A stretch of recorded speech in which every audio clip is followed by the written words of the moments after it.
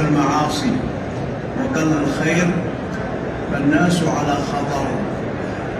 الناس على خطر كما قال النبي صلى الله عليه وسلم في حديث زينب أنه استيقظ محمرا وجهه فقال ويل للعرب من شر قد اقترب فتح اليوم من ردم يأجوج ومأجوج مثل هذه وحلق بين السبابة والإبهام. قالت يا رسول الله أنا أهلك وفينا الصالحون؟ قال نعم إذا كثر الخبث. نعم إذا كثر الخبث. الخبث هو المعاصي، ومما يدخل في هذا من شرب الخمر والزنا وعمل قوم لوط. فنسأل الله تبارك وتعالى أن يحفظنا والمسلمين وذرياتنا من الشيطان الرجيم. قال النبي صلى الله عليه وسلم نعم إذا كثر الخبث. ومما يرحم الله به الخلق والمدن والقرى يحفظها الله تبارك وتعالى بكثرة الصالحين، لأن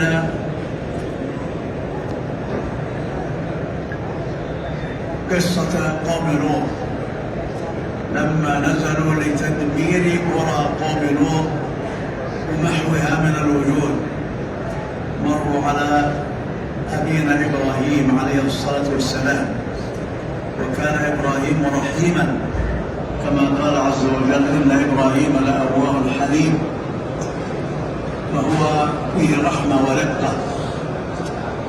لما أخبروه بأنهم سيهلكون هذه القرى عن بكرة أبيها قال أتهلكون قرية فيها 40 رجلا؟ قالوا لا. قال تهلكون قرية فيها 30 رجلا؟ قالوا لا. ثم قال تهلكون قرية فيها 10؟ قالوا لا. 10 صالحين. قال تهلكون قرية فيها رجل صالح؟ قالوا لا. قال إن فيها لوطا. يعني قالوا نحن أعلم بمن فيها لننجينه وأهله إلا امرأته كانت من الغابرين.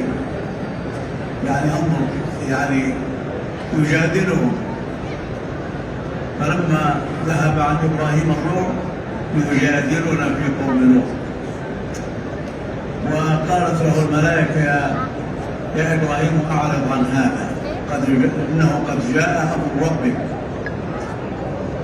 وإنهم آتيهم عذاب غير مردود.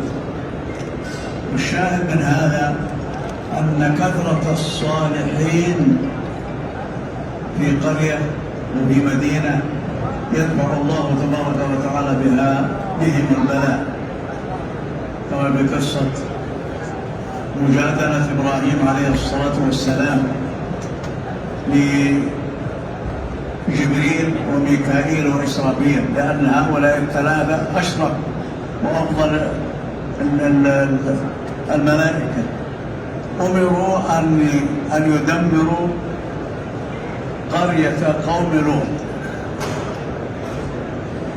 فجادلهم لأنه يكره أن تهلك أمة لعلهم أن يتوبوا، ولكن الله تبارك وتعالى جعلهم مثلا وجعلهم عبرة وجعلهم آية ليحذر الناس طريقتهم والعياذ بالله.